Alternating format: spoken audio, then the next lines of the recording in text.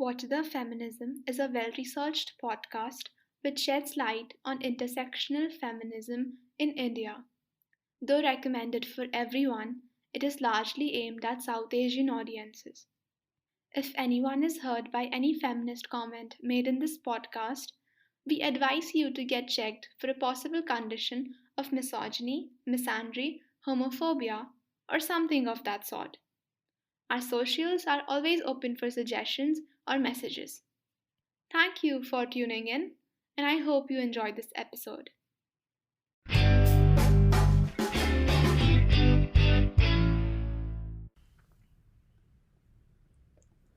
In early January 2022, a dispute over the wearing of the hijab was reported at a government run pre university college for girls at Udupi that had disallowed the wearing of hijab as being in violation of its uniform policy. 6 Muslim female students insisted on wearing hijab to classes on top of their college uniform, arguing that hijab was part of their faith and their constitutional right.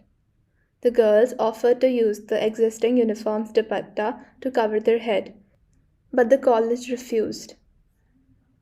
The college allowed them to wear the hijab on campus, but did not allow them into classes.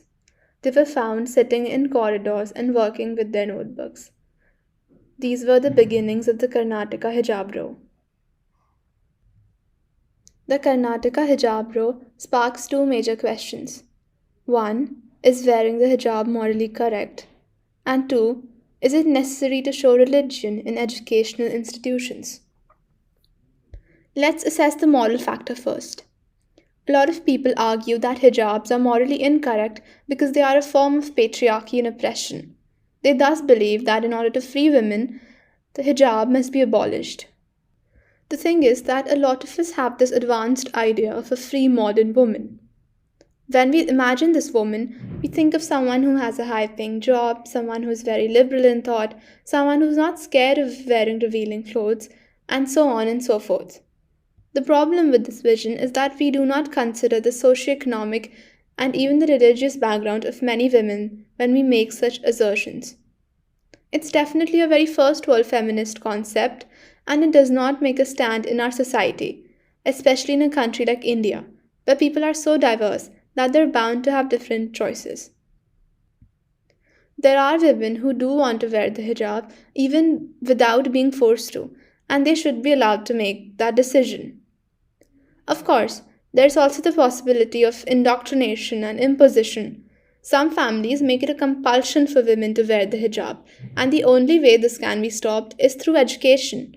If these girls grow up to be independent, they'll have the freedom to practice their choices, and maybe they won't impose the same restrictions on their future generations. As the protests began, there was also a wave of counter-protests led by a group of saffron-scarfed students, university students. On 6th January, Hindu students at Pompey College in Mangalore wore saffron shawls to protest against the hijab and were supported by the Hindu nationalist organizations ABVP, VHP, and Bajrang Dal. The Sangh Parivar is here, guys. The Education Minister of Karnataka, V.C. Nagesh, termed this as an act of indiscipline. In his view, the students could not practice their religion in public educational institutions. The argument that there is no place for religion in educational spaces is kind of a baseless one. I mean, see for yourself. Almost every school in India does participate in religious activities, be it prayers, holidays, or even ceremonies. Some say that this is important for the social integration of different communities, and they're not wrong. If institutions do not allow hijabs, then by the same logic, why don't they have a problem with adornments of other religions? Karnataka, where just 13% of the population is Muslim, is governed by the BJP. According to lawyer Muhammad Tahir, who is representing one group of petitioners in court, Karnataka is a hotbed of the Hindutva ideology, supported by many right-wing groups. Karnataka has banned the sale and slaughter of cows, an animal considered sacred to Hindus. It has also introduced a controversial anti-conversion bill, which makes it difficult for interfaith couples to marry or for people to convert to Islam or Christianity. These issues, like the hijab ban, are very easy to polarize the entire community for votes, he adds.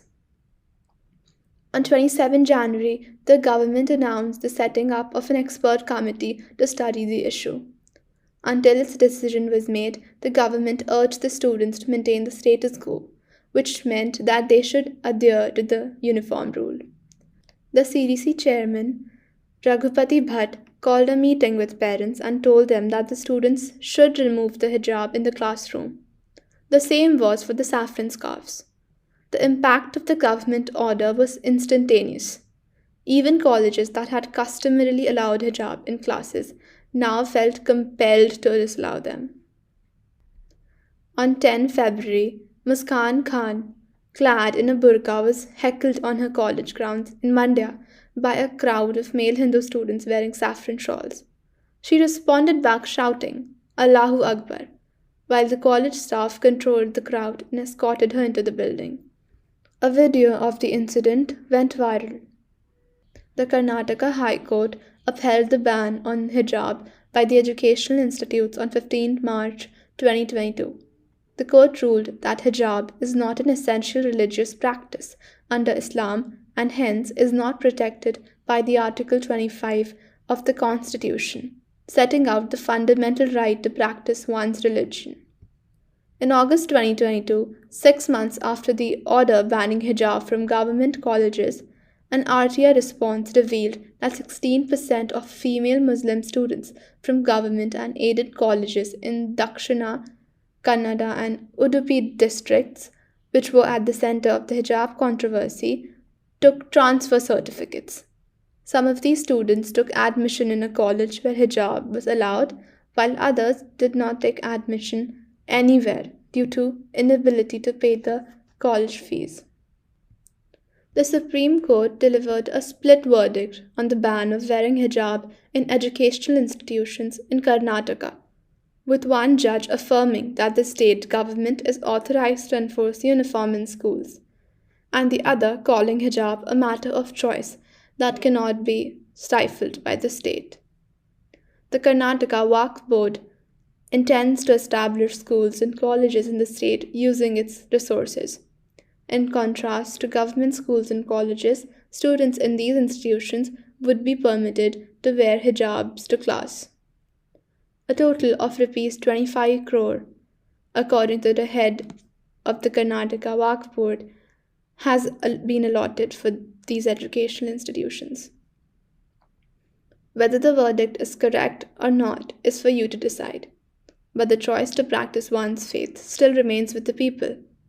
This is because, as of now, the Constitution of India permits citizens to preach and practice any religion of their choice.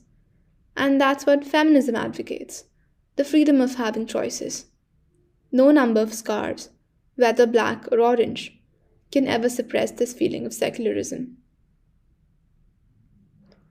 That's all for this episode. I hope you liked it. Please check the show notes for all the article links that I've used for this episode. Our socials are down below too. Thank you. Bye.